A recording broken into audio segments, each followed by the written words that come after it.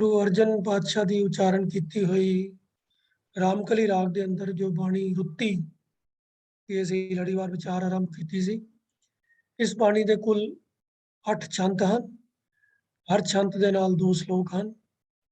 सो पिछले 3 सैशनस के विच असी 6 छंतां की विचार साझी कर चुके हैं। अज आखिरी 2 छंतां की विचार आप जी नाल साझी करांगे। तो सब तो पहला जो 7वां छंत है और उसके नाल जो श्लोक हैं उन्होंने तो शुरू करते हैं। श्लोक हर तन पाया सुहागनी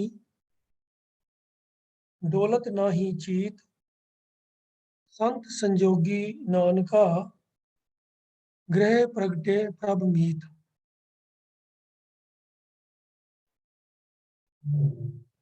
हर तन पाया सुहागनी। सुहागनी भाव जिहड़ी चंगे भागां वाली है। आम तौर पर सुहागन उस इस्त्री नूं कहा जाता है जिहदा पति ਉਹਦੇ नाल हुंदा है, ਉਹਦੇ सिर ते हुंदा है। ਉਹਦੇ पति वास्ते भी लफज सुहाग वरत्या जाता है।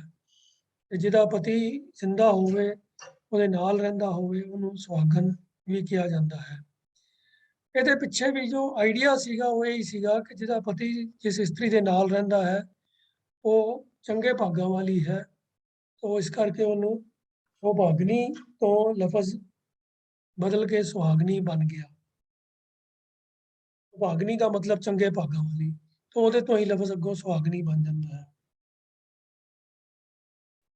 तो गुरु साहब कहते हैं कि उस भागा वाली इस्त्री का चित कभी डोलता नहीं है जिसनों प्रभु का नाम धन मिल जाता है। हर तन पाया सुहागनी दौलत ना ही चीज। हरि धन प्राप्त करन दी ये वडियाई है, एक खूबी है कि जिस भी जीव इस्त्री नूं परमात्मा का नाम धन मिल जाता है ਉਹਦਾ फिर चित्त डोलता नहीं है। चित्त डोलता किदा है ते क्यों डोलता है? इंसान का चित्त डोलता है जदों वो असूलों तो थिड़कता है या जो काम करन लायक हुंदा है वो ना करके किसी होर काम वाले पासे नूं सोचन लग पैंदा है।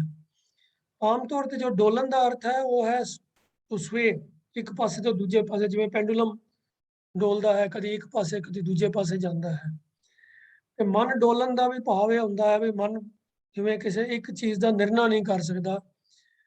ਕਦੀ ਇੱਕ ਇੱਕ ਚੀਜ਼ ਕੰਮ ਕਰਨ ਦੇ ਬਾਰੇ ਸੋਚਦਾ ਹੈ, ਕਦੀ ਦੂਜੇ ਕੰਮ ਕਰਨ ਦੇ ਬਾਰੇ ਸੋਚਦਾ ਹੈ, ਤਾਂ ਕਹਿੰਦੇ ਨੇ ਵੀ ਮਨ ਡੋਲ ਰਿਹਾ ਹੈ। ਪਰ ਇਸ ਨੂੰ ਇਹਨਾਂ ਅਰਥਾਂ 'ਚ ਵੀ ਵਰਤਿਆ ਜਾਂਦਾ ਹੈ ਜਦੋਂ ਅਸੂਲਾਂ ਤੋਂ ਥਿੜਕ ਜਾਏ ਇਨਸਾਨ, ਤਾਂ ਉਹਦਾ ਵੀ ਕਿਹਾ ਜਾਂਦਾ ਹੈ ਕਿ ਵੀ ਉਹਦਾ ਮਨ ਡੋਲ ਗਿਆ।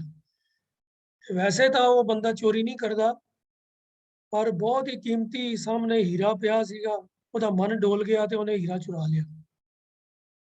और मन डोलन तो भाव ये भी है कि जड़ा असूलों तो थिड़क जाना, करन वाले काम की बजाय ना करने वाला काम जड़ा है वो कर लेना, माड़ा काम कर लेना। पर जिस जीव इस्त्री नूं प्रभु दे नाम धन की प्राप्ति हो जाए फिर वह चित्त नहीं डोलता, भाव वो फिर माड़े काम नहीं करता, गलत काम नहीं करता। वो कभी भी असूल तो विरुद्ध फैसला नहीं लेता, ਉਹਦੇ मुताबिक काम नहीं करता। सो डोलत ना ही चीज तो भाव है कि जिहदा मन असूलों के उलट नहीं जाता, गलत काम नहीं करता। संत संजोगी नानका गृह प्रगटे प्रभ मीत। ते फिर अगली गल कीती है संत संजोगी। संजोग का मतलब हुंदा है संगत जिहदे नाल जोड़ बन जाए। संजोग संजोग लफज असीं वरतदे भी उत्थे हां कि भी जिथे संजोग ने, जिथे जोड़ है, संयोग योग तो ही लफज बनया है। तो संत संजोगी का भाव है जिहदा जोड़, जिहदी संगत संत जना दे नाल हो गई है, प्रभु दे प्यारियां नाल, प्रभु दे भगतां दे नाल जिहदी संगत हो गई है। गुरु नानक पातशाह कहंदे ने नानक जिहदी संगत, जिस जीव इस्त्री दी संगत संत जना दी नाल हो जाती है, ਉਹਦੇ ਹਿਰਦੇ ਰੂਪੀ घर दे अंदर मानो प्रभु जी मित्र बन के आके प्रगट हो जाते हैं। प्रभु जो सब का मित्र है, प्रभु मीत जड़े प्रभु मित्र जड़ा है वो उसके हिरदे रूपी घर दे विच आके प्रगट हो जाते हैं। एक पासे असीं कहते हैं कि प्रभु तो हर हिरदे च वसदा ही है, घट घट च व्यापक है, सब दे अंदर उहदी जोत है। पर नाल ही ये गल क्वालीफाई भी कर दी जाती है कि प्रभु की जोत हर हिरदे हर जीव के अंदर होंदियां होइयां भी उसके अंदर प्रभु जी इंसान के हिरदे के अंदर चित्त के अंदर ते उस परमात्मा के अंदर एक होमे का पर्दा भी है जिहड़ा उस होंद का एहसास नहीं होण दिंदा। ते प्रभु ਉਹਦੇ ਵੱਲੋਂ ਤਾਂ इंसान जिहड़ा है वो प्रभु की होंद ਵੱਲੋਂ अवेसला होया रहिंदा है। पर संतां की संगत दे विच वो होमे का जो पर्दा है वो टुट जाता है, मिट जाता है, तो फिर वो हिरदे के अंदर वो प्रगट हो जाता है जो है तो मौजूद सी पर हुण प्रगट हो जाता है। उन्होंने भी एहसास उस जीव नूं भी एहसास होने लग पैंदा है कि मेरे अंदर ही प्रभु की होंद है। तो ये बरकत है संगत की, प्रभु के प्यारिਆਂ की संगत की कि उन्हां दी संगत दे विच इंसान के अंदरों होमे का पर्दा टुट जाता है, निकल जाता है। तो प्रभु के नाम धन हिरदे च वसन का जो लाभ है, जो वडियाई है कि मन डोलता नहीं है, मन गलत पासे नहीं जाता। सत्संगत का लाभ है कि हिरदे के विचों होमे का पर्दा मिट के ते प्रभु की जोत जिहड़ी है वो मानो हिरदे के अंदर ही प्रगट महसूस होने लग पैंदी है। अगले श्लोक दे हुण गुरु साहब फरमाते हैं, नाद विनोद आनंद कोड प्रिय प्रीतम संग बने, मन वांछत फल पाया हर नानक नाम बने। जिदा प्रभु दे प्यारिਆਂ ਦੇ ਨਾਲ ਜਿਹਦਾ ਪ੍ਰੀਤਮ प्यारे प्रीतम दे नाल जिदा संग बन जाता है, प्रिय प्रीतम संग बने। प्यारे प्रीतम, प्रिय का अर्थ है प्यारा, प्यारा प्रीतम दे नाल जिदा संग बन जाता है, भाव जिदों अपने हिरदे दे विचों प्रभु की होंद का एहसास होने लग पैंदा है, जिहदे हिरदे विच प्रभु जी प्रगट हो गए हैं, तां ਉਹਨੂੰ ਫਿਰ ਕੀ ਮਹਿਸੂਸ ਹੁੰਦਾ ਹੈ ਕਿ ਮਾਨੋ ਸਾਰੇ ਨਾਦ ਵਿਨੋਦ ਆਨੰਦ ਕੋਡ ਜਿਹੜੇ ਹਨ ਉਹ ਉਹਨਾਂ ਦਾ ਉਹਨੂੰ ਸੁਖ ਪ੍ਰਾਪਤ ਹੋਣ ਲੱਗ ਪੈਂਦਾ ਹੈ। ਮਾਨੋ ਨਾਦ ਦਾ ਅਰਥ ਹੈ ਆਵਾਜ਼, ਰਾਗਮਈ ਸੁਰਮਈ ਆਵਾਜ਼। ਵਿਨੋਦ ਦਾ ਅਰਥ ਹੈ ਉਹ ਵੀ ਕਹਿ ਸਕਦੇ ਹੋ ਖੁਸ਼ੀ ਦੇਣ ਵਾਲੇ ਐਕਟ, ਜਿਵੇਂ ਆਮ ਅਸੀਂ ਅੱਜ ਕੱਲ੍ਹ ਐਂਟਰਟੇਨਮੈਂਟ ਆਪਣੇ ਵਾਸਤੇ ਮਨ ਪਰਚਾਵੇ ਵਾਸਤੇ ਜਿਹੜੇ ਕੋਈ ਕੰਮ ਕਰਦੇ ਹਾਂ, ਮਾਨੋ ਸੰਗੀਤ ਸੁਣਦੇ ਹਾਂ ਜਾਂ ਕੋਈ ਨਾਟਕ ਦੇਖਦੇ ਹਾਂ, ਉਹ ਮਨ ਨੂੰ ਖੁਸ਼ੀ ਮਿਲਦੀ ਹੈ, ਉਹਨਾਂ ਨੂੰ ਦੇਖ ਕੇ ਰਸ ਮਿਲਦਾ ਹੈ। ਤਾਂ ਉਹ ਮਨ ਨੂੰ ਵਿਨੋਦ ਦੇਣ ਵਾਲੇ ਕੰਮ ਹਨ। ਆਨੰਦ ਦਾ ਵੀ ਭਾਵ ਹੈ ਸੁਖ, ਤੇ ਕੋਡ ਦਾ ਮਤਲਬ ਵੀ ਹੈ ਕੌਤਕ।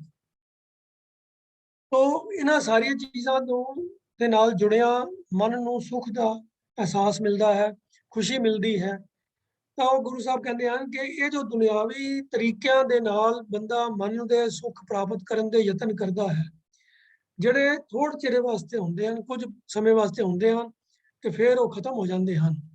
पर ये सारे मानो आनंद विनोद कौतक तमाशे नाद राग आदि संगीत ये सब का आनंद जिहड़ा है माणिया जाता है, प्राप्त हो जाता है उस व्यक्ति नूं जिहड़ा जिहदी संगत प्यारे प्रभु दे नाल बन जाती है।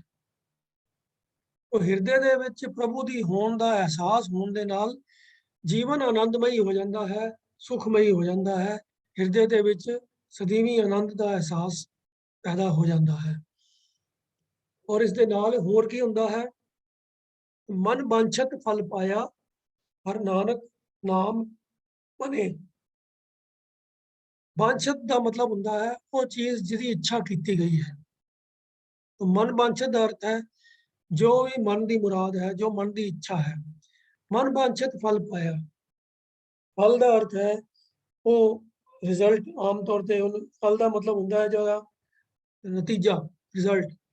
तो जो इच्छा की ਉਹਦਾ नतीजा सफलता दे विच प्राप्त हो गया, भाव जो इच्छा की सी वो प्राप्त हो गया। ਜੋ ਮੰਗਿਆ ਸੀ ਉਹ ਮਿਲ ਗਿਆ। ਮਨ ਬਾਂਛਤ ਫਲ ਪਾਇਆ, ਕਿਵੇਂ? ਹਰ ਨਾਨਕ ਨਾਮ ਭਨੇ। ਇਹ ਨਾਨਕ ਪਰਮਾਤਮਾ ਦਾ ਨਾਮ ਭਨੇ, ਭਨੇ ਦਾ ਮਤਲਬ ਉਚਾਰਨ ਕੀਤਿਆਂ, ਪ੍ਰਭੂ ਦੇ ਨਾਮ ਨੂੰ ਯਾਦ ਕੀਤਿਆਂ, ਨਾਮ ਨੂੰ ਉਚਾਰਿਆ, ਮਨ ਇੱਛਤ ਫਲ ਪ੍ਰਾਪਤ ਹੋ ਜਾਂਦੇ ਹਨ। ਜਿਸ ਚੀਜ਼ ਦੀ ਇੱਛਾ ਮਨ ਕਰਦਾ ਹੈ ਉਹ ਪ੍ਰਾਪਤ ਹੋ ਜਾਂਦੀ ਹੈ। ਤੋ ਇਹਦਾ ਭਾਵ ਕੀ ਹੈ? ਤੇ ਬਈ ਵਾਹਿਗੁਰੂ ਦਾ ਨਾਮ ਲਵੋ, ਪਰਮਾਤਮਾ ਦਾ ਨਾਮ ਲਵੋ, ਤੇ ਜੋ ਮੰਗੋਗੇ ਉਹ ਮਿਲ ਜਾਏਗਾ। ਆਖਰੀ ਅਰਥ ਤਾਂ ਇਹੀ ਹਨ, ਪਰ ਭਾਵਨਾ ਇਹ ਹੈ, ਭਾਵ ਅਰਥ ਇਹ ਹੈ ਕਿ ਮਨ ਦੇ ਅੰਦਰ ਫਿਰ ਕੋਈ ਗਲਤ ਗੱਲ, ਮਨ ਡੋਲਦਾ ਨਹੀਂ ਹੈ। ਜਿਵੇਂ ਪਿਛਲੇ ਸ਼ਲੋਕ 'ਚ ਗੁਰੂ ਸਾਹਿਬ ਨੇ ਗੱਲ ਕੀਤੀ ਹੈ ਕਿ ਜਿੱਦਾਂ ਹੀ ਸੰਗਤ ਪ੍ਰਭੂ ਪਿਆਰੇ ਦੇ ਨਾਲ ਬਣ ਜਾਂਦੀ ਹੈ, ਉਹਦਾ ਮਨ ਫਿਰ ਡੋਲਦਾ ਨਹੀਂ ਹੈ। ਡੋਲਦਾ ਨਹੀਂ ਹੈ ਤੇ ਇਹਦਾ ਮਤਲਬ ਇਹ ਹੈ ਕਿ ਉਹ ਮਾੜੇ ਪਾਸੇ ਜਾਂਦਾ ਨਹੀਂ ਹੈ। ਉਹ ਜ਼ਿੰਦਗੀ ਦਾ ਜੋ ਅਸਲ ਮਨੋਰਥ ਹੈ, ਫਿਰ ਇਨਸਾਨ ਉਹਦੇ ਤੋਂ ਭਟਕਦਾ ਨਹੀਂ ਹੈ, ਥਿੜਕਦਾ ਨਹੀਂ ਹੈ। ਫਿਰ ਉਹ ਕਦੀ ਵੀ ਉਹਦੇ ਅੰਦਰੋਂ ਇਹ ਜੋ ਸੋਚ ਹੈ, ਇਹ ਕਦੀ ਵੀ ਉਹਦੇ ਅੰਦਰੋਂ ਖਤਮ ਨਹੀਂ ਹੁੰਦੀ ਕਿ ਮੇਰੇ ਜੀਵਨ ਦਾ ਮਕਸਦ ਹੈ ਪ੍ਰਭੂ ਪ੍ਰਾਪਤੀ, ਪ੍ਰਭੂ ਦੇ ਨਾਲ ਮਿਲਾਪ, ਇੱਕ ਹੋਣਾ। ਤਾਂ ਫਿਰ ਉਸ ਤੋਂ ਛੁੱਟ ਉਹਦੇ ਮਨ ਦੇ ਵਿੱਚ ਕੋਈ ਹੋਰ ਫੁਰਨੇ ਜਾਗਦੇ ਹੀ ਨਹੀਂ ਹਨ। ਹੋਰ ਦੁਨਿਆਵੀ ਰਸਾਂ ਕਸਾਂ ਦੀਆਂ, ਮਾਇਆ ਦੇ ਵਿਕਾਰਾਂ ਦੀ ਪੂਰਤੀ ਦੀਆਂ ਕੋਈ ਮੰਗਾਂ ਉਹਦੇ ਮਨ ਦੇ ਵਿੱਚ ਪੈਦਾ ਹੀ ਨਹੀਂ ਹੁੰਦੀਆਂ।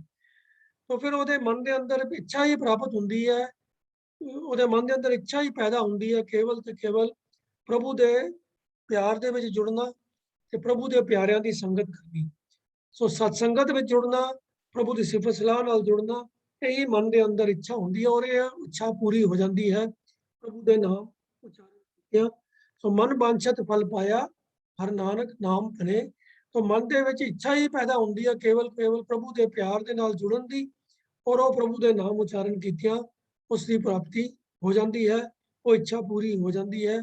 ਤੋ ਇਹ ਨਾਮ ਦੇ ਨਾਲ ਜੁੜਿਆ, ਪ੍ਰਭੂ ਦੇ ਪਿਆਰੇ ਪ੍ਰਭੂ ਦੇ ਸੰਗਤ ਵਿੱਚ ਜੁੜਿਆ,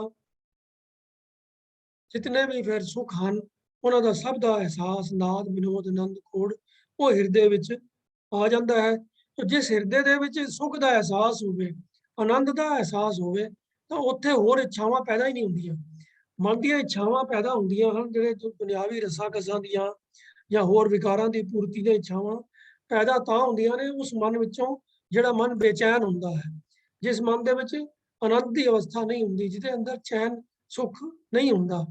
ਤਾਂ ਬੇਚੈਨੀ ਨੂੰ ਚੈਨ ਵਿੱਚ ਬਦਲਣ ਵਾਸਤੇ, ਮਨ ਨੂੰ ਸ਼ਾਂਤੀ ਦੇਣ ਵਾਸਤੇ ਹੀ ਮਨ ਦੇ ਅੰਦਰ ਵੱਖ-ਵੱਖ ਇੱਛਾਵਾਂ ਉੱਠਦੀਆਂ ਹਨ। ਤੇ ਜਿਹਦਾ ਮਨ ਆਲਰੇਡੀ ਆਨੰਦ ਦੀ ਅਵਸਥਾ ਵਿੱਚ ਹੋਵੇ, ਉਸ ਮਨ ਦੇ ਅੰਦਰ ਕੋਈ ਮਾਇਆ ਦੇ ਵਿਕਾਰਾਂ ਦੀਆਂ ਰਸਾਂ ਦੀਆਂ ਇੱਛਾਵਾਂ ਉੱਠਦੀਆਂ ਹੀ ਨਹੀਂ ਹਨ।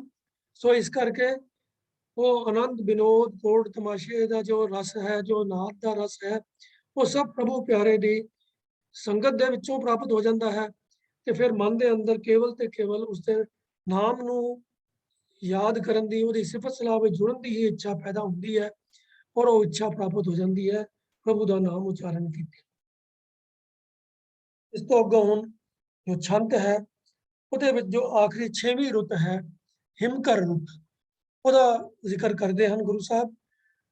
तो पहला छंत का पाठ कर लीए। हिमकर रुत मन भावती, माघ फगन गुणवंत जियो, सखी सहेली गाओ मंगलो, गृह आए हर कंत जियो,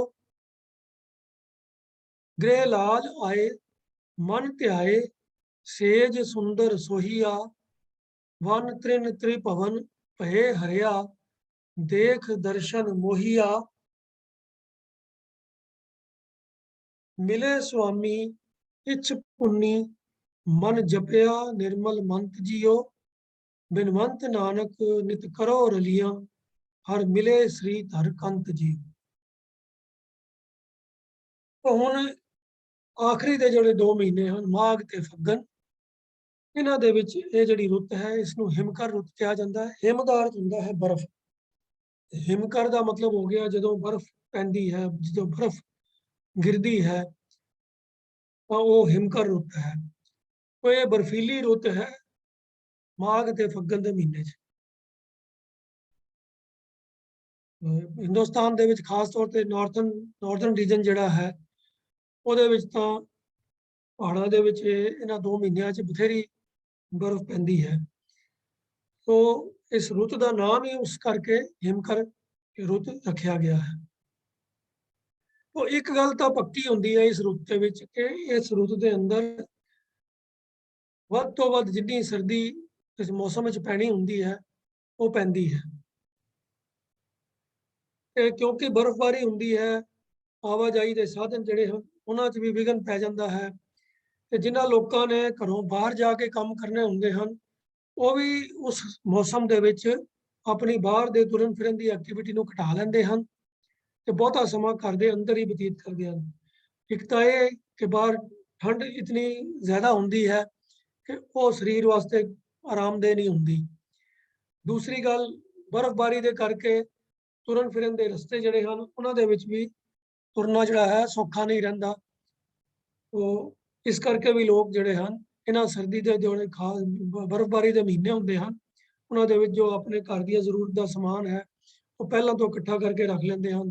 ਹੋਰ ਵੀ ਜਿਹੜੇ ਜ਼ਰੂਰੀ ਕਰਨ ਵਾਲੇ ਕੰਮ ਹਨ ਉਹਨਾਂ ਦੀ ਤਿਆਰੀ ਵੀ ਪਹਿਲਾਂ ਕਰ ਲੈਂਦੇ ਹਨ ਤੇ ਇਹ ਜਿਹੜਾ ਅੱਤ ਦਰਜੇ ਦੀ ਸਰਦੀ ਦਾ ਜੋ ਸਮਾਂ ਹੁੰਦਾ ਹੈ ਉਹ ਜਿੰਨਾ ਵੱਧ ਤੋਂ ਵੱਧ ਹੋ ਸਕੇ ਘਰ ਦੇ ਅੰਦਰ ਹੀ ਬਿਤਾਉਣ ਦੀ ਕੋਸ਼ਿਸ਼ ਕਰਦੇ ਹਨ। ਸੋ ਇਸ ਰੁੱਤ ਦੇ ਵਿੱਚ ਜੋ ਮਾਹੌਲ ਹੈ ਉਹਦਾ ਨਾਲ ਐਗਜ਼ਾਮਪਲ ਲੈਂਦਿਆਂ ਹੋਇਆਂ ਗੁਰੂ ਸਾਹਿਬ ਕਹਿੰਦੇ ਹਨ ਹਿਮਕਰ ਰੁੱਤ ਮਨ ਭਾਵਤੀ ਮਾਘ ਫੱਗਨ ਗੁਣਵੰਤ ਜੀਓ। ਇਹ ਮਾਘ ਤੇ ਫੱਗਨ ਦੇ 2 ਮਹੀਨੇ ਜਿਹੜੇ ਹਨ ਇਹ ਬੜੇ ਖੁਸ਼ੀਆਂ ਵਾਲੇ ਹਨ। ਇਹਨਾਂ ਮਹੀਨਿਆਂ ਦੇ ਵਿੱਚ ਜਿਹੜੀ ਬਰਫਾਨੀ ਰੁੱਤ ਜਿਹੜੀ ਹੈ ਉਹ ਇਸ ਕਰਕੇ ਮਨ ਨੂੰ ਚੰਗੀ ਲੱਗਦੀ ਹੈ ਕਿ ਮਾनो ਜਿਵੇਂ ਮਨ ਨੂੰ ਵੀ ਠੰਡ ਮਿਲ ਜਾਂਦੀ ਹੈ। ਉਹਦੀ ਵਜ੍ਹਾ ਕੀ ਹੁੰਦੀ ਹੈ ਕਿ ਜੀਵ ਇਸਤਰੀ ਦੇ ਪੱਖ ਤੋਂ ਇਹ ਗੱਲ ਗੁਰੂ ਸਾਹਿਬ ਬਿਆਨ ਕਰ ਰਹੇ ਹਨ ਕਿ ਜਿਵੇਂ ਦੁਨਿਆਵੀ ਇਸਤਰੀ ਜਿਹੜੀ ਹੈ ਉਹਨੂੰ ਇਹ ਮਹੀਨੇ ਚੰਗੇ ਲੱਗਦੇ ਹਨ ਕਿ ਇਹਨਾਂ ਮਹੀਨਿਆਂ ਦੇ ਵਿੱਚ ਪਤੀ ਜਿਹੜਾ ਹੈ ਵੱਧ ਤੋਂ ਵੱਧ ਸਮਾਂ ਘਰ 'ਚ ਰਹਿੰਦਾ ਹੈ। ਸਾਲ ਦੇ ਬਾਕੀ ਜਿਹੜੇ ਮਹੀਨੇ ਹਨ ਤਾਂ ਉਦੋਂ ਬਹੁਤਾਤ ਵਿੱਚ ਕੰਮ ਕਰਨ ਵਾਸਤੇ ਘਰ ਦੇ ਬੰਦਿਆਂ ਨੂੰ ਘਰੋਂ ਬਾਹਰ ਜਾਣਾ ਪੈਂਦਾ ਹੈ ਤੇ ਉਤਨਾ ਸਮਾਂ ਉਹ ਘਰ ਦੇ ਅੰਦਰ ਨਹੀਂ ਬਿਤਾ ਸਕਦੇ। ਲੇਕਿਨ ਇਹ 2 ਮਹੀਨੇ ਜਿਹਨੇ ਮੌਸਮ ਦੀ ਮਜਬੂਰੀ ਕਰਕੇ ਜ਼ਿਆਦਾ ਤੋਂ ਜ਼ਿਆਦਾ ਸਮਾਂ ਜਿਹੜਾ ਹੈ ਘਰ ਦੇ ਅੰਦਰ ਹੀ ਬਿਤਾਇਆ ਜਾਂਦਾ ਹੈ। ਤੋ ਇਸਤਰੀ ਦੇ ਵਾਸਤੇ ਇਹ ਸੁਹਾਵਣਾ ਸਮਾਂ ਹੈ, ਖੁਸ਼ੀ ਦਾ ਸਮਾਂ ਹੈ ਜਦੋਂ ਉਹਨੂੰ ਵੱਧ ਤੋਂ ਵੱਧ ਸਮਾਂ ਪਤੀ ਦੇ ਨਾਲ ਮੇਲ ਵਾਸਤੇ ਪ੍ਰਾਪਤ ਹੁੰਦਾ ਹੈ।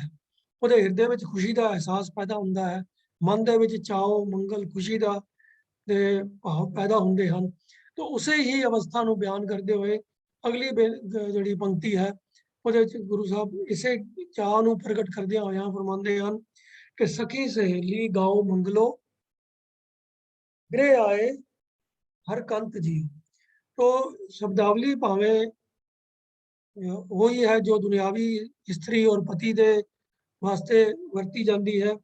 भावर्थ है जीव स्त्री का ते प्रभु परमात्मा का हर लफज विचे नाल कंत दे नाल जोड़ ही दिता है जिस तो पति परमेश्वर की गल सामने नजर आती है। होए मेरी सखियों सहेलियों मंगल दे गीत गाओ खुशी दे गीत गाओ गाओ मंगलो मंगल दे गीत होंदे हन खुशी दे। आम तौर पर मंगल लफज जिहड़ा है आनंद वास्ते खुशी दे वास्ते वरत्या जाता है। आनंद मंगल भी कई बार इकट्ठा भी वरत लिया जाता है लफज। तो हे सखी सहेलियो मंगल दे गीत गाओ खुशी दे गीत आओ क्यों गृह आए हर कंत जियो। मेरे हृदय रूपी घर दे विच परमात्मा प्रभु पति जिहड़ा है वो आन प्रगट हो गया है। मेरे हृदय में जो प्रगट हो गया है। तो जिवें अत दर्जे की सर्दी के मौसम के जी जिहड़ी दुनियावी इस्त्री है ਉਹਦਾ पति घर ਦੇ ਵਿੱਚ ਹੀ ਰਹਿੰਦਾ ਹੈ। ਉਹਨੂੰ हर वेले काम कार करदी ਨੂੰ ਵੀ नज़र आता है ਉਹਦੇ ਨਾਲ ਗੱਲਬਾਤ ਕਰਨ ਦਾ ਉਹਨੂੰ ਸਮਾਂ ਮਿਲਦਾ ਹੈ ਤਾਂ ਉਹਦੇ ਵਾਸਤੇ खुशी ਦਾ मौका ਹੁੰਦਾ है। तो इसे तरह ही जिस जीव इस्त्री के हिरदे में प्रभु परमात्मा ना वस जाता है ਉਹਦੇ ਵਾਸਤੇ ਇਸ ਤੋਂ ਵੱਧ ਖੁਸ਼ੀ ਦੀ ਹੋਰ ਕਿਹੜੀ ਅਵਸਥਾ ਹੋ ਸਕਦੀ ਹੈ। तो ये खुशी के गीत गाण तो अपनी सत्संगी भैनों ਨੂੰ भी प्रेरणा करती है कि आओ रल के खुशी के गीत गाए जान कि प्रभु साडे हिरदे विच आके प्रगट होया है। प्रभु की सिफत सलाह के गीत गाए जान। अगली पंक्ति भी वही भाव प्रगट हो रहा है। गृह लाल आए मन ध्याए सेज सुंदर सोहिया। मेरे हिरदे रूपी घर दे विच ਲਾਲ ਉਹ ਪਿਆਰੇ ਪ੍ਰਮਾਤਮਾ ਜੀ ਆਏ ਹਨ। ਲਾਲ ਤੋਂ ਭਾਵ ਹੈ ਪਿਆਰਾ ਪ੍ਰਭੂ। ਮਨ ਧਿਆਏ ਸੇਜ ਸੁੰਦਰ ਸੋਈਆ। ਤੇ ਜਿਸ ਦੇ ਹਿਰਦੇ, ਜਿਸ ਇਸਤਰੀ ਦੇ ਹਿਰਦੇ ਵਿੱਚ, ਜੀਵ ਇਸਤਰੀ ਦੇ ਹਿਰਦੇ ਦੇ ਵਿੱਚ ਪ੍ਰਭੂ ਵਸ ਜਾਏ ਤਾਂ ਉਹਦਾ ਧਿਆਨ ਹਮੇਸ਼ਾ ਉਹਦੇ ਪ੍ਰਭੂ ਵੱਲ ਹੀ ਰਹਿੰਦਾ ਹੈ, ਫਿਰ ਉਹਦਾ ਧਿਆਨ ਭਟਕਦਾ ਨਹੀਂ ਹੈ। ਤਾਂ ਉਹਦੇ ਹਿਰਦੇ ਦੀ ਸੇਜ ਦੇ ਉੱਤੇ ਹਮੇਸ਼ਾ ਹੀ ਉਹ ਪ੍ਰਭੂ ਸ਼ੋਭਦਾ ਹੈ, ਤੇ ਇਸ ਕਰਕੇ ਉਹ ਹਿਰਦੇ ਰੂਪੀ ਸੇਜ ਵੀ ਸੋਹਣੀ ਹੋ ਜਾਂਦੀ ਹੈ। ਤੇ ਦੁਨਿਆਵੀ ਪੱਖ ਤੋਂ ਵੀ ਦੇਖਿਆ ਜਾਵੇ ਤਾਂ ਉਹ ਉਸ ਇਸਤਰੀ ਨੂੰ ਵੀ ਮਨ ਦੇ ਅੰਦਰ ਖੁਸ਼ੀ ਦਾ ਹਰ ਵੇਲੇ ਅਹਿਸਾਸ ਰਹਿੰਦਾ ਹੈ, ਤੇ ਉਹਨੂੰ ਵੀ ਲੱਗਦਾ ਹੈ ਕਿ ਉਹਦੇ ਘਰ ਦੀ ਜਿਹੜੀ ਸੇਜ ਹੈ ਉਹ ਵੀ ਸੁੰਦਰ ਸੋਹਣੀ ਹੋ ਗਈ ਹੈ, ਕਿਉਂਕਿ ਹੁਣ ਪਤੀ ਹਮੇਸ਼ਾ ਘਰ ਦੇ ਅੰਦਰ ਹੀ ਹੈ। ਉਹ ਦੋਨੋਂ ਪੱਖ ਤੋਂ ਹੀ ਇਹ ਜੋ ਸ਼ਬਦਾਵਲੀ ਹੈ ਉਸੇ ਭਾਵ ਨੂੰ ਪ੍ਰਗਟ ਕਰਦੀ ਹੈ ਕਿ ਜਦੋਂ ਇਹ ਮਾਹੌਲ ਬਣਿਆ ਹੋਇਆ ਹੈ, ਜਦੋਂ ਪ੍ਰਭੂ ਪ੍ਰਤੀ ਹਿਰਦੇ ਦੀ ਸੇਜ ਤੇ ਆ ਕੇ ਟਿਕ ਗਿਆ ਹੈ ਤਾਂ ਉਹ ਸੇਜ ਸੋਹਣੀ ਹੋ ਜਾਂਦੀ ਹੈ, ਤੇ ਮਨ ਜਿਹੜਾ ਹੈ ਉਹ ਜੀਵ ਇਸਤਰੀ ਦਾ ਫਿਰ ਪ੍ਰਭੂ ਦੇ ਧਿਆਨ ਦੇ ਵਿੱਚ ਹੀ ਜੁੜਿਆ ਰਹਿੰਦਾ ਹੈ, ਫਿਰ ਉਹ ਭਟਕਦਾ ਨਹੀਂ ਹੈ। ਉਹ ਐਸੇ ਖੁਸ਼ੀ ਭਰੇ ਮਾਹੌਲ ਦੇ ਵਿੱਚ ਉਹਦੇ ਮਨ ਦੀ ਅਵਸਥਾ ਵੀ ਜਿਹੜੀ ਆ ਖਿੜਾਅ ਵਾਲੀ ਹੋ ਜਾਂਦੀ ਹੈ, ਉਹਨੂੰ ਆਪਣਾ ਆਲਾ ਦੁਆਲਾ ਵੀ ਸਾਰਾ ਖਿੜਿਆ ਹੋਇਆ ਲੱਗਦਾ ਹੈ। तो सारा माहौल उसनू मानो इंज लगता है कि मेरा तो मन खिड़िया ही है, मेरा आला दुआला भी सारा जिहड़ा है वो भी खिड़ाव विच आ गया है। उस भावना नू प्रगट करती हुई अगली पंक्ति गुरु साहब फरमाते हैं कि वन त्रिन त्रिभवन भय हरिया देख दर्शन मोहिया। वन मैंने जंगल, त्रिन मैंने घास फूस वनस्पति, त्रिभवन सारा आलम सारी सृष्टि, ਇਹ ਹਰਿਆ ਸਾਰੇ ਜਿਹੜੇ ਹਨ ਖਿੜ ਗਏ ਹਨ, ਖਿੜਾਅ ਵਿੱਚ ਆ ਗਏ ਹਨ, ਹਰੇ ਭਰੇ ਹੋ ਗਏ ਹਨ। ਦੇਖ ਦਰਸ਼ਨ ਮੋਹੀਆ। ਤੋ ਇਹ ਅਵਸਥਾ ਬਣਦੀ ਹੈ ਕਿਵੇਂ? ਜਦੋਂ ਪ੍ਰਭੂ ਦੇ ਪਤੀ ਦੇ ਦੀਦਾਰ ਹੁੰਦੇ ਹਨ। ਤੋ ਮਿਲਾਪ ਦਾ ਇਹ ਸੁੱਖ ਐਸਾ ਮਨ ਦੇ ਵਿੱਚ ਅਹਿਸਾਸ ਪੈਦਾ ਕਰਦਾ ਹੈ ਤੇ ਸਾਰਾ ਆਲਾ ਦੁਆਲਾ ਵੀ ਖਿੜਾਅ ਦੇ ਵਿੱਚ ਹੀ ਮਹਿਸੂਸ ਹੁੰਦਾ ਹੈ। ਤੋ ਇਹ ਆਮ ਦੁਨਿਆਵੀ ਜਿਹੜੇ ਪ੍ਰੇਮ ਕਰਨ ਵਾਲੇ ਹੁੰਦੇ ਹਨ ਉਹਨਾਂ ਦੇ ਉੱਤੇ ਵੀ ਇਹ ਅਵਸਥਾ ਬਣਦੀ ਹੈ। ਜਦੋਂ ਦੋ ਪ੍ਰੇਮ ਕਰਨ ਵਾਲੇ ਇੱਕ ਦੂਜੇ ਨੂੰ ਮਿਲ ਪੈਂਦੇ ਹਨ ਤਾਂ ਉਹਨਾਂ ਨੂੰ ਆਪਣਾ ਆਲਾ ਦੁਆਲਾ ਵੀ ਸਾਰਾ ਖਿੜਿਆ ਹੋਇਆ ਲੱਗਦਾ ਹੈ। ਆਮ ਤੁਸੀਂ ਸੁਣਿਆ ਹੋਵੇਗਾ ਨਾਟਕਾਂ ਵਿੱਚ, ਫਿਲਮਾਂ 'ਚ ਵੀ ਇਸ ਤਰੀਕੇ ਦੇ ਨਾਲ ਜਦੋਂ ਦੋ ਪ੍ਰੇਮੀ ਮਿਲਦੇ ਹਨ ਤਾਂ ਉਹ ਆਲੇ ਦੁਆਲੇ ਦੀ, ਤਾਰਿਆਂ ਦੀ, ਚੰਦਰਮਾ ਦੀ, ਫੁੱਲ ਬੂਟਿਆਂ ਦੀ, ਪੇੜ ਪੌਦਿਆਂ ਦੀ ਗੱਲਾਂ ਕਰਦੇ ਹਨ ਕਿ ਸਭ ਕੁਝ ਵੀ ਖਿੜੇ ਹੋਏ ਹਨ, ਬੜੀ ਮਹਿਕ ਆ ਰਹੀ ਹੈ, ਬੜਾ ਸੁਹਾਵਣਾ ਮੌਸਮ ਹੈ। ਇਹ ਸਾਰੀਆਂ ਗੱਲਾਂ ਮਾਨੋ ਜੇ ਸਭ ਕੁਝ ਚੰਗਾ ਹੀ ਚੰਗਾ ਹੈ। ਤੋ ਇਹ ਸਭ ਚੰਗਾ ਚੰਗਾ ਪੈਦਾ ਹੁੰਦਾ ਹੈ ਮਨ ਦੇ ਅਹਿਸਾਸ ਦੇ ਵਿੱਚੋਂ, ਮਨ ਦੇ ਭਾਵਾਂ ਦੇ ਵਿੱਚੋਂ। ਮਨ ਚੰਗਾ ਤੇ ਸਾਰਾ ਆਲਾ ਦੁਆਲਾ ਵੀ ਚੰਗਾ ਹੀ ਲੱਗਦਾ ਹੈ। ਤੋ ਇਹ ਜੋ ਮਿਲਾਪ ਦੀ ਖੁਸ਼ੀ ਦਾ ਜੋ ਖਿੜਾਅ ਹੈ ਉਹਦੇ ਨਾਲ ਜੋ ਇਹ ਅਹਿਸਾਸ ਮਨ 'ਚ ਪੈਦਾ ਹੁੰਦਾ ਹੀ ਹੈ ਕਿ ਸਾਰਾ ਆਲਾ ਦੁਆਲਾ ਜਿਹੜਾ ਹੈ ਉਹ ਸਭ ਵੀ ਹਰਿਆ ਭਰਿਆ ਹੋਇਆ ਹੈ, ਖਿੜਾਅ ਦੀ ਅਵਸਥਾ ਵਿੱਚ ਹੈ। ਇਹ ਪ੍ਰਭੂ ਦੇ ਮਿਲਾਪ ਦਾ ਜੋ ਆਨੰਦ ਦੀ ਅਵਸਥਾ ਬਣਦੀ ਹੈ ਇਹ ਉਸ ਦਾ जो है वर्णन इस पंक्ति गुरु साहब ने किया है। अगली पंक्ति को फिर फरमाते हैं कि मिले स्वामी इच पुन्नी मन जपया निर्मल पंथ जी। जिस जीव स्त्री ਨੂੰ ਪ੍ਰਭੂ ਪਤੀ ਮਿਲ ਪੈਂਦਾ ਹੈ, ਜਿਹੜੀ ਆਪਣੇ ਮਨ ਦੇ ਵਿੱਚ ਉਸ ਦਾ ਪਵਿੱਤਰ ਨਾਮ, ਉਸ ਦਾ ਨਾਮ ਰੂਪੀ ਮੰਤਰ ਜਿਹੜਾ ਜਪਦੀ ਹੈ, ਉਸ ਦੀ ਮਾਨੋ ਹਰ ਇੱਛਾ ਪੂਰੀ ਹੋ ਜਾਂਦੀ ਹੈ। ਹਰ ਇੱਛਾ ਤਾਂ ਪੂਰੀ ਹੋ ਜਾਂਦੀ ਹੈ ਸਵਾਮੀ ਦੇ ਮਿਲਣ ਦੇ ਨਾਲ ਹੀ, ਪਰ ਉਹਦਾ ਮਿਲਾਪ ਹੋਣ ਦੇ ਨਾਲ ਫਿਰ ਮਨ ਦੇ ਅੰਦਰ ਵੀ ਉਸ ਪ੍ਰਭੂ ਦਾ ਹੀ ਹਮੇਸ਼ਾ ਧਿਆਨ ਰਹਿੰਦਾ ਹੈ, ਉਹਦੀ ਯਾਦ ਹਮੇਸ਼ਾ ਮਨ ਦੇ ਵਿੱਚ ਰਹਿੰਦੀ ਹੈ। ਉਹ ਮਾਨੋ ਉਸ ਦਾ ਜੋ ਪ੍ਰਭੂ ਦਾ ਜੋ ਨਾਮ ਰੂਪੀ ਮੰਤਰ ਹੈ, ਜੋ ਉਹਦੀ ਯਾਦ ਹੈ, ਉਹ ਹਿਰਦੇ ਦੇ ਵਿੱਚ ਹਰ ਵੇਲੇ ਮਨ ਉਹਦੇ ਨਾਲ ਹੀ ਜੁੜਿਆ ਰਹਿੰਦਾ ਹੈ। ਤਾਂ ਮਿਲੇ ਸਵਾਮੀ ਇੱਛ ਪੁੰਨੀ, ਕਿਵੇਂ ਇੱਛ ਪੁੰਨੀ? ਮਨ ਜਪਿਆ ਨਿਰਮਲ ਮੰਤ ਜੀਓ। ਕਿ ਜਦੋਂ ਉਹ ਸਵਾਮੀ ਮਿਲ ਹੀ ਗਿਆ, ਹਿਰਦੇ ਵਿੱਚ ਟਿਕਿਆ ਹੋਇਆ ਹੈ, ਤਾਂ ਹਰ ਵੇਲੇ ਉਹਦੀ ਯਾਦ ਮਨ ਦੇ ਵਿੱਚ ਰਹਿੰਦੀ ਹੈ। ਹਰ ਵੇਲੇ ਮਨ ਉਸਦੇ ਨਾਮ ਨੂੰ ਹੀ ਚੇਤੇ ਕਰਦਾ ਹੈ। ਉਹਦੇ ਨਾਮ ਦੀ ਯਾਦ ਜਿਹੜੀ ਹੈ ਹਿਰਦੇ ਦੇ ਵਿੱਚ, ਪਵਿੱਤਰ ਯਾਦ ਹਰ ਵੇਲੇ ਟਿਕੀ ਰਹਿੰਦੀ ਹੈ। ਤਾਂ ਇਸ ਟਿਕਾਅ ਦੇ ਨਾਲ, ਇਸ ਮਿਲਾਪ ਦੇ ਸਦਕਾ ਸਾਰੀਆਂ ਇੱਛਾਵਾਂ ਉਹਦੀਆਂ ਜਿਹੜੀਆਂ ਹਨ ਪੂਰਨ ਹੋ ਜਾਂਦੀਆਂ ਹਨ। ਭਾਵ ਹੋਰ ਕਿਸੇ ਚੀਜ਼ ਦੀ ਕਮੀ ਮਹਿਸੂਸ ਹੀ ਨਹੀਂ ਹੁੰਦੀ। ਪ੍ਰਭੂ ਦੇ ਮਿਲਾਪ ਦੇ ਨਾਲ ਸਾਰੀਆਂ ਇੱਛਾਵਾਂ ਪੂਰੀਆਂ ਹੋ ਜਾਂਦੀਆਂ, ਕਿਉਂਕਿ ਸਾਰੀਆਂ ਦਾਤਾਂ ਦਾ ਦਾਤਾ ਉਹ ਪ੍ਰਭੂ ਪਰਮਾਤਮਾ ਹੀ ਹੈ। ਤਾਂ ਇੱਕ ਪ੍ਰਭੂ ਨੂੰ ਮਿਲ ਕੇ ਕਿਸੇ ਚੀਜ਼ ਦੀ ਕਮੀ ਰਹਿ ਹੀ ਨਹੀਂ ਜਾਂਦੀ। सब दाता देन वाला, सब गुनाह का सोमा, सब कुछ देन वाला वो प्रभु परमात्मा ही है। तो जब प्रभु ही मिल पिया तो फिर कोई चीज़ां दाता ਉਹਦੇ ਪਿੱਛੇ ਰਹਿ ਹੀ ਨਹੀਂ ਜਾਂਦੀਆਂ, तो ਸਾਰੀਆਂ ਇੱਛਾ ਪੂਰੀਆਂ ਹੋ ਜਾਂਦੀਆਂ ਹਨ। तो ਅੰਤਲੀ ਪੰਕਤੀ 'ਚ ਗੁਰੂ ਸਾਹਿਬ ਫਿਰ ਇਹ ਪ੍ਰੇਰਨਾ ਕਰਦੇ ਹਨ ਕਿ ਬਿਨਵੰਤ ਨਾਨਕ ਨਿਤ ਕਰੋ ਰਲੀਆ, ਹਰ ਮਿਲੇ ਸ੍ਰੀ ਧਰ ਕੰਤ ਜੀਓ। ਇਹ ਮੇਰੀ ਸਖੀ ਸਹੇਲੀਓ, ਨਿਤ ਨਿਤ ਤੁਸੀਂ ਵੀ ਉਸ ਪ੍ਰਭੂ ਪਰਮਾਤਮਾ ਦੇ ਆਸਰੇ, ਉਸ ਪ੍ਰਭੂ ਦੇ ਮਿਲਾਪ ਦੀ ਅਵਸਥਾ ਨੂੰ ਮਾਣੋ। ਨਿਤ ਕਰੋ ਰਲੀਆ ਤੋਂ ਭਾਵ ਇਹ ਹੈ ਕਿ ਉਹਦੇ ਨਾਲ ਮਿਲਾਪ ਦਾ ਆਨੰਦ ਮਾਣੋ।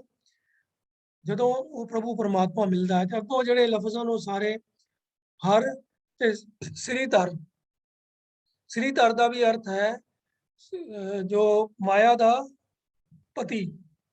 ਸ੍ਰੀ ਲਫ਼ਜ਼ ਜੋ ਹੈ ਉਹਦਾ ਅਰਥ ਹੁੰਦਾ ਹੈ ਲక్ష్ਮੀ। ਲక్ష్ਮੀ ਦੇਵੀ ਵਾਸਤੇ ਇਹ ਲਫ਼ਜ਼ ਸ੍ਰੀ ਵਰਤਿਆ ਜਾਂਦਾ ਹੈ। तो श्री धर मानो लक्ष्मी का पति भावे परमात्मा वास्ते भी लफज वरत्या जाता है। ये श्री रंग भी वरत्या जाता है लफज श्री रंग श्री धर, ये सारे लफज जिहड़े हन ये पर्यायवाची हन, परमात्मा के वास्ते वरते गए हैं। जो सनातन मत का लिटरेचर है ਉਹਦੇ ਵਿੱਚ ਇਹ ਵਿਸ਼ਨੂੰ ਜੀ ਦੇ ਵਾਸਤੇ ਲਫ਼ਜ਼ ਵਰਤੇ ਜਾਂਦੇ ਹਨ ਕਿਉਂਕਿ ਲక్ష్ਮੀ ਜਿਹੜੀ ਹੈ ਵਿਸ਼ਨੂੰ ਜੀ ਦੀ ਪਤਨੀ ਹੈ। तो श्री धर श्री रंग ਇਹ ਸਾਰੇ ਲਫ਼ਜ਼ ਜਿਹੜੇ ਹਨ ਉਹ ਸਨਾਤਨ ਲਿਟਰੇਚਰ ਦੇ ਅੰਦਰ ਤਾਂ ਵਿਸ਼ਨੂੰ ਜੀ ਦੇ ਨਾਮ ਵਾਸਤੇ ਲਿਖਾਏ ਹਨ, ਗੁਰਬਾਣੀ ਦੇ ਅੰਦਰ ਇਹਨਾਂ ਨੂੰ ਪਰਮਾਤਮਾ ਦੇ ਅਰਥਾਂ ਦੇ ਵਿੱਚ ਹੀ ਵਰਤਿਆ ਗਿਆ ਹੈ। ਤਾਂ ਗੁਰੂ ਨਾਨਕ ਦੇਵ ਜੀ ਇਹ ਬੇਨਤੀ ਕਰਦੇ ਹਨ ਕਿ ਨਿਤ ਕਰੋ ਰਲੀਆਂ, ਨਿਤ ਪ੍ਰਤੀ ਪ੍ਰਭੂ ਨੂੰ ਮਿਲ ਕੇ ਆਤਮਕ ਆਨੰਦ ਦਾ ਆਨੰਦ ਮਾਣੋ, ਆਤਮਕ ਆਨੰਦ ਮਾਣੋ।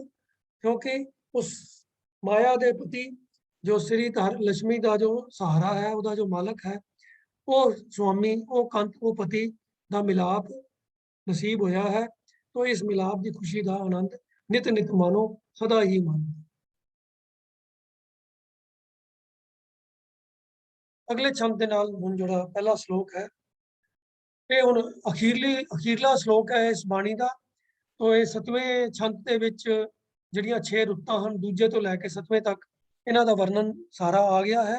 तो बसंत तो शुरुआत होके फिर ग्रीखम, फिर जो है बरखा रुत, फिर सरद, फिर सिसियर ते फिर हुण हिमकर, ये 6 रुत्तां जिहड़ी है इन्हां दा वर्णन आ गया है। ते हुण 8वें दे अंदर जो है ये हुण इस बाणी दा जो कनक्लूजन है वो गुरु साहब इहदे विच दिंदे हन। तो इस 8वें छंद का श्लोक है, संत सहाई जी के भवजल तारन हार, सब ते ऊंचे जानिए नानक नाम प्यार। ये संत जन जिहड़े हन जो प्रभु दे प्यारे हन वो हर वो जीव दे मददगार हन, सहाई हन ते जीव नूं इस भवजल तो तारन की समर्था रखते हैं। तारन हार का मतलब हुंदा है जिहड़ा तारन की समर्था रखता है, जो तारन लायक है। भवजल तो भाव है संसार समुंदर, इस संसार समुंदर तो तरना गुरबाणी में लिखा होया है कि भाई बड़ी बारी आंदा है कि दुत्तर है, बड़ा मुश्किल है इसनूं तरना। पर सत्संगत विच रह के उन्हां दी गाइडेंस दे नाल, उन्हां दी सहायता दे नाल ये तरिया जा सकता है, क्योंकि वो फिर विकारां तो उच्चे उठ के बच के जीवन चलाउण दा ढंग जो है वो सिखा देंदे हन। तो संत जिहड़े हन प्रभु दे प्यारे हन, वो सहाई हन, वो मददगार हन। जिवें मानो किसी बंदे नूं तैरना ना आउंदा होवे ते ਉਹਦੇ ਨਾਲ ਕੁਆਲੀਫਾਈਡ ट्रेनर ਹੋਵੇ ਜਿਹੜਾ स्विमिंग ਦਾ कोच ਹੋਵੇ, ਤਾਂ ਉਹ ਕਿਸੇ ਸੂਰਤ ਵੀ ਉਹ ਆਪਣੇ ਅੰਡਰ ਟ੍ਰੇਨੀ ਨੂੰ ਕਦੀ ਡੁੱਬਣ ਨਹੀਂ ਦੇਗਾ। ਉਹ ਉਸਦੀ ਹਰ ਮੌਕੇ ਦੇ ਉੱਤੇ ਉਹਦੀ ਸਹਾਇਤਾ ਕਰਦਾ ਹੈ ਔਰ ਉਹਨੂੰ ਜਾਂਚ ਵੀ ਸਿਖਾਉਂਦਾ ਹੈ। तो ਜਿਹੜਾ ਜਿਸ ਵੇਲੇ ਪ੍ਰਭੂ ਦੇ ਨਾਲ ਮਿਲੇ ਹੋਏ ਸੰਤ ਜਿਹੜੇ ਹਨ ਉਹ ਜੀਵ ਦੇ ਸਹਾਰੇ ਸਹਾਈ ਬਣ ਜਾਣ, ਉਹਦੇ ਸੰਗੀ ਸਾਥੀ ਬਣ ਜਾਣ, ਤਾਂ ਫਿਰ ਉਹ ਇਸ ਭਵਜਲ ਤੋਂ ਵੀ ਤਾਰਨ ਦੇ ਸਮਰੱਥ ਹੁੰਦੇ ਹਨ ਤੇ ਸਹਾਇਤਾ ਕਰਦੇ ਹਨ। ਅਗਲੀ ਪੰਕਤੀ 'ਚ ਕਹਿੰਦੇ ਹਨ ਕਿ ਸਭ ਤੇ ਉੱਚੇ ਜਾਣੀਏ ਨਾਨਕ ਨਾਮ ਪਿਆਰ। ਜਿਹੜੇ ਪ੍ਰਭੂ ਦੇ ਨਾਮ ਨੂੰ ਪਿਆਰ ਕਰਨ ਵਾਲੇ ਹਨ, ਇਹ ਭਾਈ ਉਹਨਾਂ ਨੂੰ ਸਭ ਤੋਂ ਉੱਚੇ, ਸਭ ਤੋਂ श्रेष्ठ जानो, उन्होंने सब तो उच्चा मनो, सब तो ऊंचे जानिए। जानिए मतलब जानना चाहिए है, उन्होंने मनना चाहिए है, मन्ने जाते हैं, वो सब तो उच्चे मन्ने जाते हैं जिहड़े नाम दे नाल प्यार करते हैं। तो ये रैफरेंस उन्हों का ना ही है जिन्हों का उपर पहली पंक्ति जिक्र आया है संत लफज दे के। तो जिहड़े संत कौन हैं? जिहड़े नाम नाल प्यार करते हैं। ਜਿਹੜੇ ਨਾਮ ਨਾਲ ਪਿਆਰ ਕਰਦੇ ਹਨ ਉਹਨਾਂ ਨੂੰ ਹੀ ਸਭ ਤੋਂ ਉੱਚੇ ਤੇ ਸ੍ਰੇਸ਼ਟ ਜਾਣਿਆ ਜਾਂਦਾ ਹੈ ਤੇ ਉਹ ਜਿਹੜੇ ਹਨ ਉਹ ਜੀਵਾਂ ਦੇ ਮਦਦਗਾਰ ਹਨ ਤੇ ਉਹਨਾਂ ਨੂੰ ਸੰਸਾਰ ਸਾਗਰ ਤੋਂ ਤਾਰਨ ਦੇ ਵਿੱਚ ਸਹਾਇਤਾ ਕਰਦੇ ਹਨ, ਤਾਰਨ ਦੇ ਸਮਰੱਥ ਵੀ ਹਨ। ਅਗਲੇ ਸ਼ਲੋਕ ਵਿੱਚ ਹੁਣ ਫਰਮਾਉਂਦੇ ਹਨ, ਜਿਨ ਜਾਣਿਆ ਸੇਈ ਤਰੇ ਸੇ ਸੂਰੇ ਸੇ ਬੀਰ ਨਾਨਕ ਤਿੰਨ ਬਲਿਹਾਰਨੈ ਹਰ ਜਪ ਉਤਰੇ ਤੀਰ। ਕਿ ਜਿਨ੍ਹਾਂ ਮਨੁੱਖਾਂ ਨੇ ਪ੍ਰਭੂ ਨੂੰ ਜਾਣਿਆ ਹੈ, ਪ੍ਰਭੂ ਦੇ ਨਾਲ ਜਿਨ੍ਹਾਂ ਦੀ ਜਾਣ ਪਛਾਣ ਹੈ, ਜਿਹਨਾਂ ਦੀ ਪ੍ਰਮਾਤਮਾ ਦੇ ਨਾਲ ਸਾਂਝ ਹੈ, ਉਹੀ ਇਸ ਭਵਜਲ ਤੋਂ ਉਤਰਦੇ ਹਨ। ਉਹੀ ਐਸੇ ਸੂਰਮੇ ਹਨ, ਉਹੀ ਐਸੇ ਬਹਾਦਰ ਹਨ ਜਿਹੜੇ ਭਵਜਲ ਤੋਂ ਆਪ ਤਰਨ ਦੇ ਸਮਰੱਥ ਹੋ ਜਾਂਦੇ ਹਨ। ਇਹ ਰੈਫਰੈਂਸ ਫਿਰ ਉਹ ਪਿਛਲੇ ਸ਼ਲੋਕ ਵਾਲਾ ਆ ਰਿਹਾ ਹੈ, ਸੰਤ ਸਹਾਈ ਵਾਲੇ, ਕਿ ਉਹ ਜਿਹੜੇ ਸੰਤ ਹਨ ਜਿਨ੍ਹਾਂ ਦੇ ਮਨ ਦੇ ਵਿੱਚ ਪ੍ਰਭੂ ਦੇ ਨਾਮ ਹੈ, ਜਿਹੜੇ ਪ੍ਰਭੂ ਦੇ ਨਾਮ ਦੇ ਨਾਲ ਪਿਆਰ ਕਰਦੇ ਹਨ, तो उन्होंने ही प्रभु के नाल जान पछाण है। तो जिन जानिया सेई तरे से सूरे से वीर, तो वो जो सहाई हैं संत वही सूरमे ते बहादुर हैं जिहड़े आप इस भवजल तो तर लेंदे हैं ते दूजियां नूं भी तारन दे समर्थ बन जाते हैं। तो उन्हां दी परमात्मा दे नाल जान पछाण है।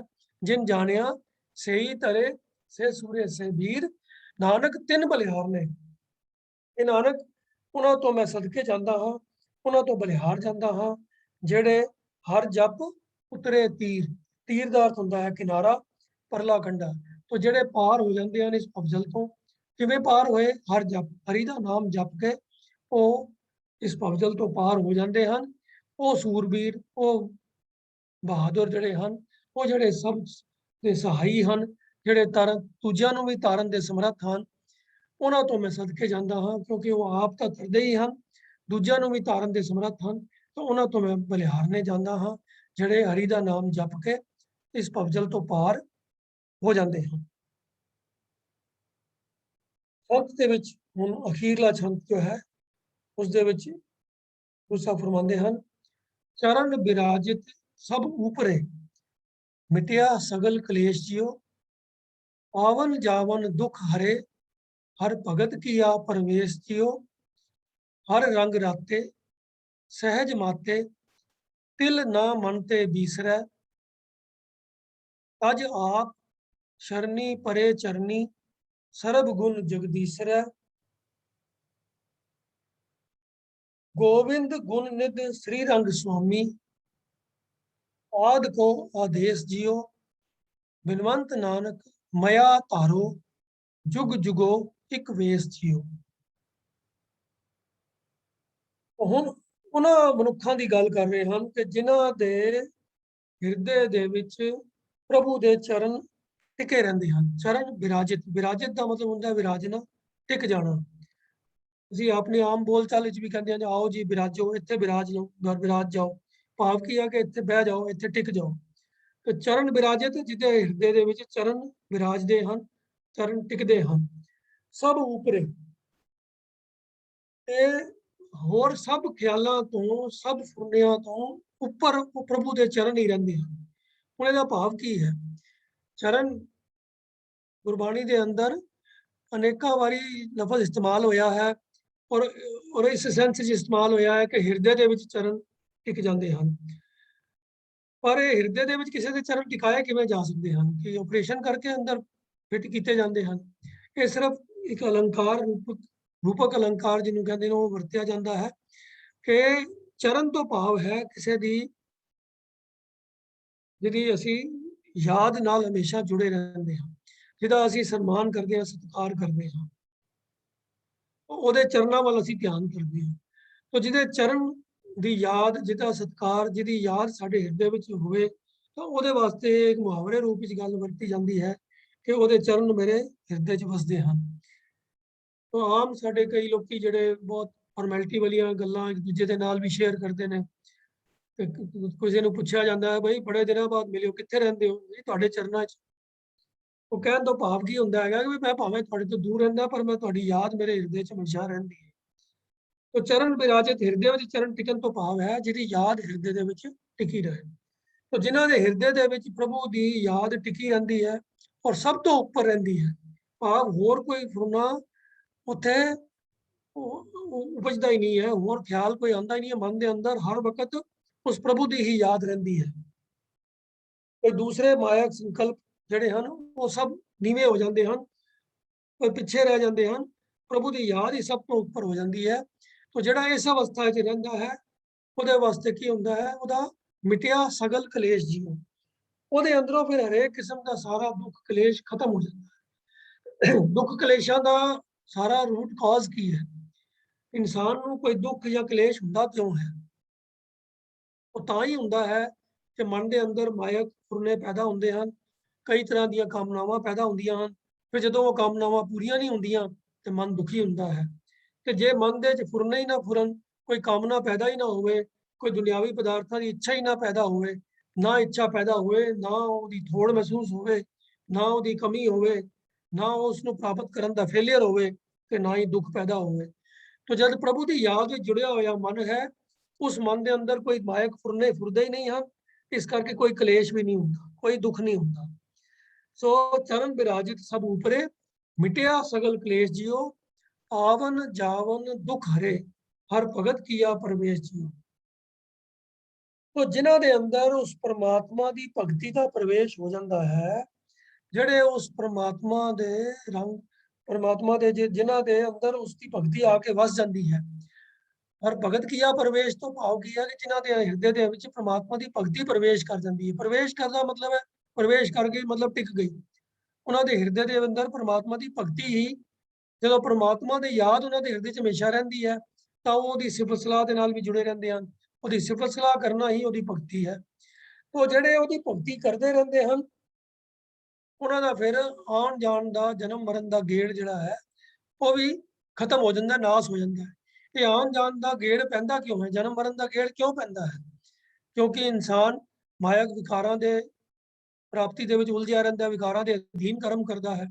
ਮਾੜੇ ਕਰਮ ਕਰਦਾ ਹੈ ਤੇ ਉਹਨਾਂ ਦੇ ਫਲ ਭੋਗਣ ਵਾਸਤੇ ਉਹਨੂੰ ਜਨਮ ਮਰਨ ਦੇ ਗੇੜ 'ਚ ਪੈਣਾ ਪੈਂਦਾ ਹੈ। तो ना माड़े काम करेगा, ना जन्म मरण दे दुख भोगने पैणगे। तो आवन जावन दुख हरे, हरे मने खत्म हो गए, नाश हो गए। जे हर भगत किया परवेश जियो, जिन्हां दे हिरदे दे अंदर परमात्मा दी भगती वस जाती है। तो फिर वो इस तरह के हालात च रहिंदे हन। हर रंग राते सहज माते, तिल ना मन ते बीसरै। हर रंग राते, रंग तो भाव है प्यार, प्रभु के प्यार के रंग विच रंगे रहंदे हैं।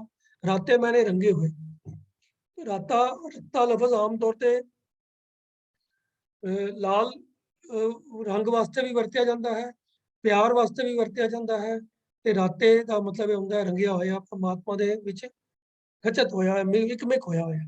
तो प्रभु के प्यार दे विच ही जुड़िया होया, रंगिया होया जिहड़ा इंसान हुंदा है, वो की हुंदा है सहज माते। वो अडोलता की अवस्था विच मस्त रहिंदा है। अडोल किस तरह होंदा है? जिवें वो पिछले श्लोक विच भी आया सीगा कि उन्हां दा दौलत नाही चीत, उन्हां दा चित डोलदा नहीं है। तो जिहड़ा नहीं डोलदा भाव वो अडोल अवस्था है, ये सहज दी अवस्था है। तो ये टिका दी सहज दी अडोलता की अवस्था क्यों प्राप्त होंदी है? क्योंकि मन दे विच माया दे फुरने नहीं पैदा होंदे। मन डोलदा ही माया दे फुरनियां करके है, माया दे विकारां दी खिच करके ही डोलदा है। ਜਦੋਂ ਮਾਇਆ ਦਾ ਪ੍ਰਭਾਵ ਖਤਮ ਹੋ ਗਿਆ ਤੇ ਮਨ ਦਾ ਡੋਲਣਾ ਵੀ ਖਤਮ ਹੋ ਗਿਆ। ਉਹ ਉਹਨੂੰ ਟਿਕਾ ਦੀ ਸਹਿਜ ਦੀ ਅਵਸਥਾ ਪ੍ਰਾਪਤ ਹੋ ਗਈ। ਉਹ ਸਹਿਜ ਦੀ ਅਵਸਥਾ ਦੇ ਵਿੱਚ ਇੱਕ ਮਸਤੀ ਹੈ, ਇੱਕ ਆਨੰਦ ਹੈ, ਇੱਕ ਖੇੜਾ ਹੈ, ਜੋ ਕੇਵਲ ਉਸ ਪ੍ਰਭੂ ਦੇ ਪਿਆਰ ਸਦਕਾ ਹੀ ਪ੍ਰਾਪਤ ਹੁੰਦਾ ਹੈ। तो हर रंग राते सहज माते, तिल न मन ते बीसरै।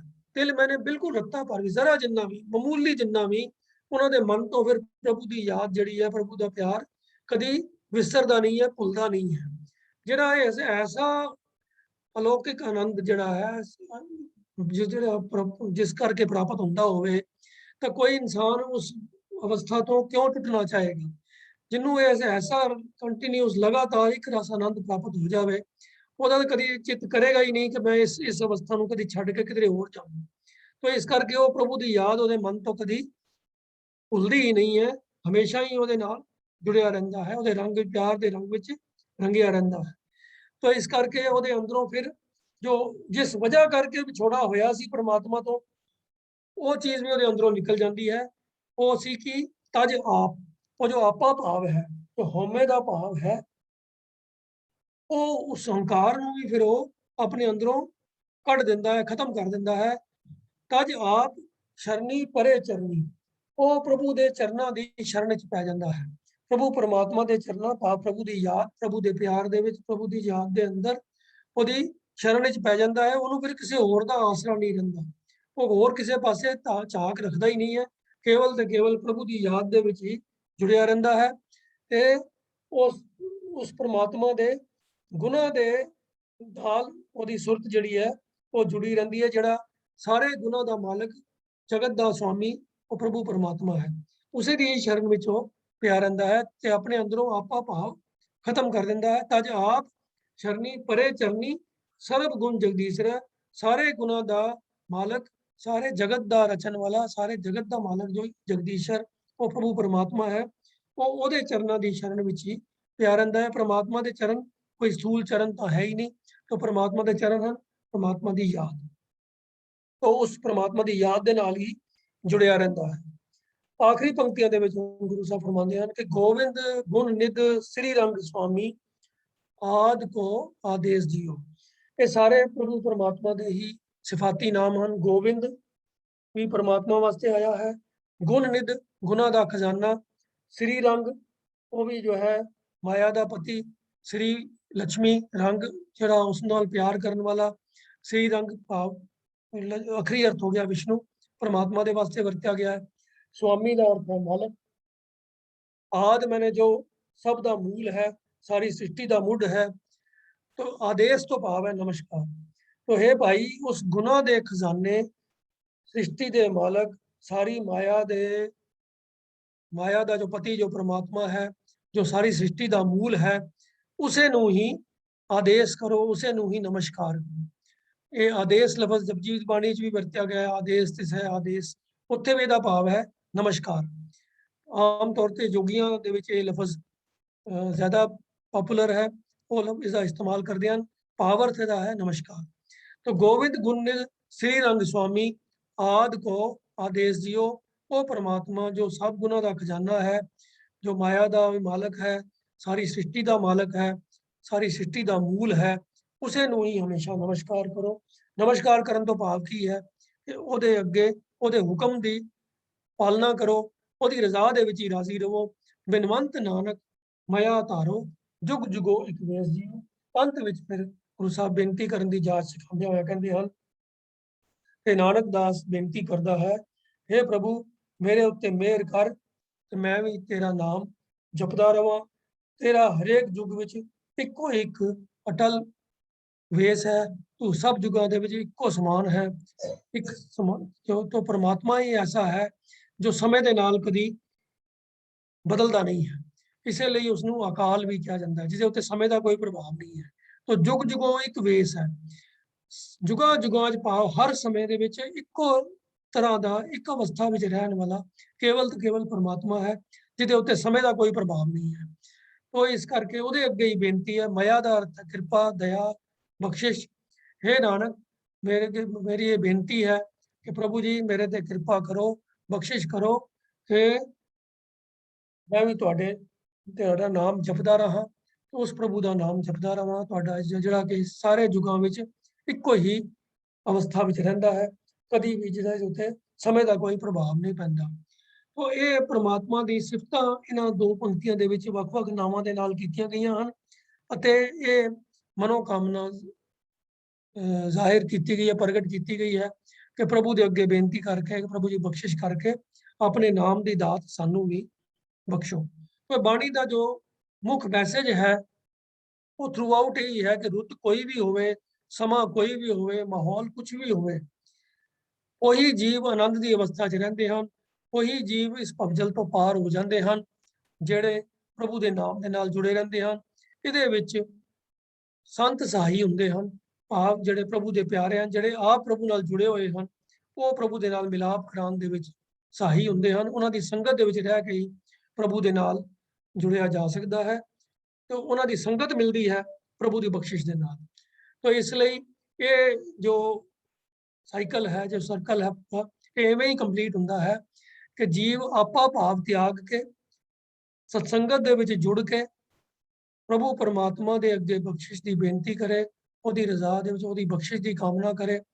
ਉਹਦੇ ਸਦਕਾ ਸੱਚੇ ਗੁਰੂ, ਪੂਰੇ ਗੁਰੂ ਦੇ ਨਾਲ ਮਿਲਾਪ ਹੁੰਦਾ ਹੈ ਤੇ ਉਹਦੇ ਗੁਰੂ ਦੀ ਸਿੱਖਿਆ ਨੂੰ ਧਾਰਨ ਕਰਕੇ ਫਿਰ ਪਰਮਾਤਮਾ ਦੀ ਸਿਫਤ ਸਲਾਹ ਦੇ ਨਾਲ ਜੁੜ ਕੇ ਤੇ ਪ੍ਰਭੂ ਦੇ ਨਾਲ ਮਿਲਾਪ ਦੀ ਅਵਸਥਾ ਹਾਸਲ ਕਰ ਸਕਦਾ ਹੈ। तो इतना ही बचन प्रवान करना है जी। होइयां भुल्लां दी खिमा। वाहिगुरू जी का खालसा, वाहिगुरू जी की फतेह।